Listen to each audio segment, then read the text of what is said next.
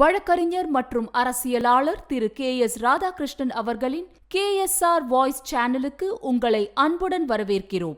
காவேரியில் வெள்ளம், கர்நாடகத்தில் கடுமழை, அங்கே கிருஷ்ணராஜ சாகரை திறந்து வைத்து விட்டார்கள். வெள்ளப்போக்கில் மேட்டூருக்கு அணை வருகின்றது.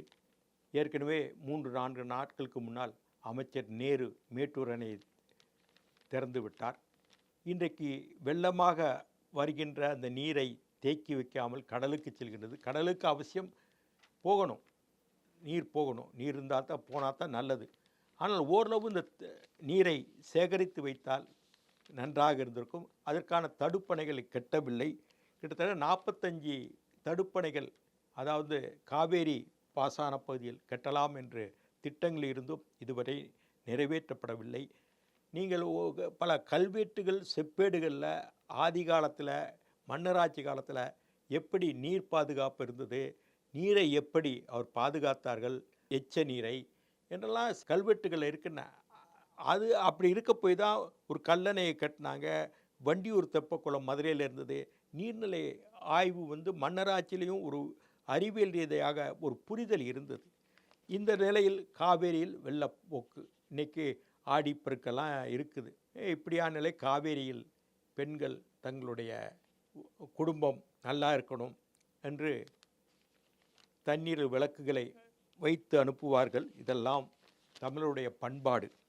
இன்றைக்கு காவேரி பிரச்சனையில் நம்முடைய உரிமை பாதுகாக்கப்படவில்லை.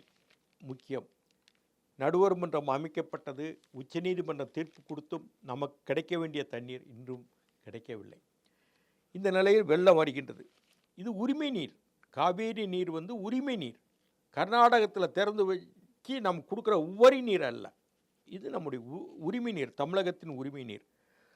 இந்த உரிமை நீரான உவரி நீரை பாதுகாக்க வேண்டும், அதை முறையாக பயன்படுத்த வேண்டும்.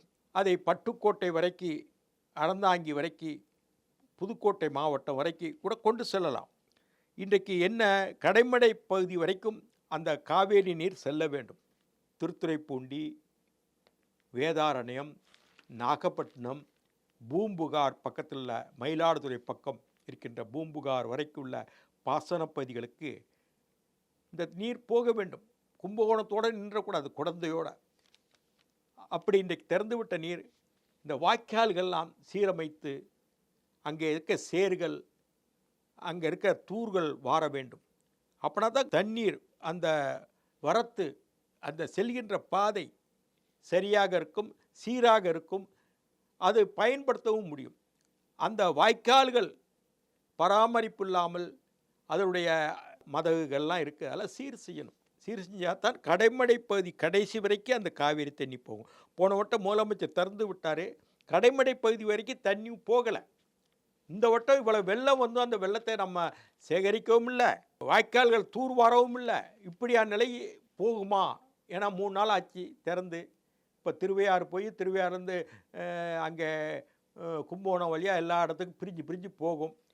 இப்படி இருக்கின்ற நிலையில் கிட்டத்தட்ட 50 முதல் 100 கதவணைகள் கட்டியிருக்கணும் காவேரியில், அது கட்டலை.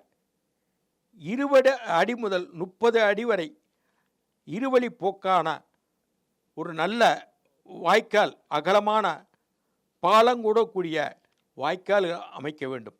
அதே மாதிரி காவேரியுடைய சார்ந்த பவானி, அமராவதி, வெண்ணாறு போன்ற துணை நதிகளிலும் கதவணைகள் கட்டப்பட வேண்டும். இது 1938 குடிமராமத்து ஆயக்காட்டுதார்களுடைய பயன்பாடு என்ற கருத்து தஞ்சாவூரில் நிறைவேற்றப்பட்ட காலத்திலிருந்து இந்த தண்ணீர் சீராக எல்லா அணைகளுக்கும் எல்லா பகுதிகளுக்கும் செல்ல வேண்டும் என்ற திட்டம் அன்றைக்கு இருந்தது. தஞ்சாவூர் மாவட்ட ஆங்கில கலெக்டரும் திருச்சி மாவட்ட கலெக்டராக இருந்த JP ப்ரவுன் இவங்கெல்லாம் ஒரு கூட்டாக முயற்சி செய்து அந்த காவேரி டெல்டா பகுதியை பாதுகாத்தார்கள், பிரிட்டிஷ்காரங்க பிரில. அதே மாதிரி இந்த உய்குண்டான் கால்வாயின்னு இடையில் இருக்குது, அதெல்லாம் சீரமைக்கிறதுக்கான ஒரு அறிவிப்பே இந்த வட்டம் இல்லை. ஜூன் 12 காவேரியில் தண்ணி திறந்து விடுவாங்க. அது இடையில் ஒரு 10 ஆண்டுகள் அது இல்லை. இது சம்பிரதாயம் எப்பவும் ஆதி காலத்திலேருந்து. அதே மாதிரி அது 3 நாள் ஜனவரி 28 மூடிடுவாங்க. ஜூன் 21 திறந்து ஜனவரி 28 மூடிடுவாங்க. இன்னைக்கு உள்ள சூழ்நிலை இந்த தேதிகளை மறுபரிசீலனை செய்யணும். ஏன்னா மழை மே மாதமும் மழை பெய்யுது. அன்னைக்கு எப்படின்னா கார்த்திகை, புரட்டாசி அந்த மாதிரி மழைக்காலங்களில் மழை பெய்யும். மார்கழி ஆரம்பித்த உடனே டிசம்பர் 15 ஆரம்பித்த உடனே பனி அடிக்கும். பனி காலத்தில் மழை பெய்யாது. ஆனால் இப்போ காலம் மாற்றம் ஆகிப்போச்சு. அதாவது ஜூன் 12 திறக்கிறாங்க இல்லையா, இதுலேயும் இந்த கால மாற்றத்தோட தேதிகளை மாற்ற அமைக்கணும். நம்பர் 1 திறந்து விட்ட தண்ணி கடைமடை பகுதிக்கு போகணும். வாய்க்கால்கள் தூர்வாரப்பட வேண்டும். 3வது கதவணைகள் கட்டப்பட வேண்டும். இதோடைய காவேரியின் உபநதிகளான பவானி, அமராவதி, வெண்ணாறு போன்ற தடுப்பணைகள் கட்டணும்.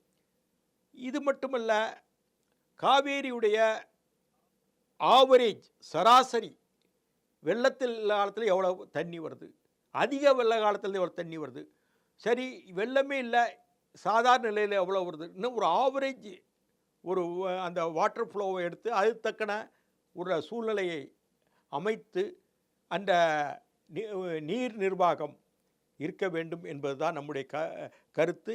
இப்போது தண்ணி திறந்து விட்டாங்க, அங்கே வெள்ளமும் வருது, வீணாக கடலுக்கு போகுது. வங்கக்கடலுக்கு போகணும். கிட்டத்தட்ட அதில் கொஞ்சம் பேர்வாதி இதை நம்ம தடுத்து நிறுத்தினா நமக்கு தேவையான காலங்களுக்கு அதை நீர்ப்பாசனத்துக்கு பயன்படுத்தலாம் இல்லையா?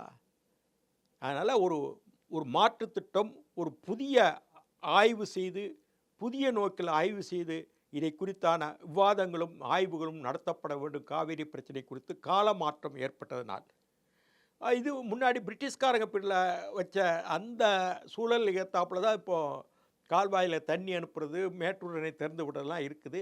இன்றைக்குள்ள சூழ்நிலை தேவைகள் எவ்வளவு ஆயக்காட்டு பகுதிகள் இருக்கின்றன, நமக்குடைய ஏக்கர் நிலங்கள் எவ்வளவு ஆயக்காட்டு, இப்போ கூடுதல் கர்நாடகாவில் அதிகப்படுத்திட்டாங்க அந்த தண்ணி பாசான பகுதிகளை. நமக்குடைய பாசான பகுதியில் சுருங்கியிருக்கா, அதிகமாக இருக்கிறா, இதுக்கேற்றாப்புல நம்ம எப்படி தண்ணியை திறந்து விடுறதுங்கிறதுலாம் ஒரு நிர்ணயம் பண்ண வேண்டிய கட்டாயத்தில் நாம் இருக்கின்றோம். ஒரு மறுபரிசீலனை செய்ய வேண்டும் என்பதை சொல்வதற்கு தான் இந்த பதிவு. காவேரி அங்கே வெள்ளம்னா நம்ம திறந்து விட்டுருவாங்க, நம்ம வாறுகால் மாதிரி. அவன் அங்கே வெள்ளம் வரலைன்னா அவன் கர்நாடகா பாதுகாப்பாக இருக்கிறதுக்கு திறந்து விடுறாங்க. அங்கே தண்ணி நமக்கு தேவையானாங்களே திறந்து விட மாட்டாங்க. இப்படி தான் வாடிக்கை. பார்ப்போம். நன்றி, வணக்கம். சுவாரஸ்யமான பல அரசியல் தகவல்களுக்கு இணைந்திருங்கள் KSR வாய்ஸ் சேனலோடு. நன்றி, வணக்கம். KSR வாய்ஸை சப்ஸ்கிரைப் செய்யாதவர்கள் உடனடியாக சப்ஸ்கிரைப் செய்யுங்கள். அருகில் இருக்கும் பெல் பட்டனையும் கிளிக் செய்யுங்கள். நாங்கள் போடும் வீடியோக்கள் உங்களுக்கு உடனுக்குடன் வந்து சேரும்.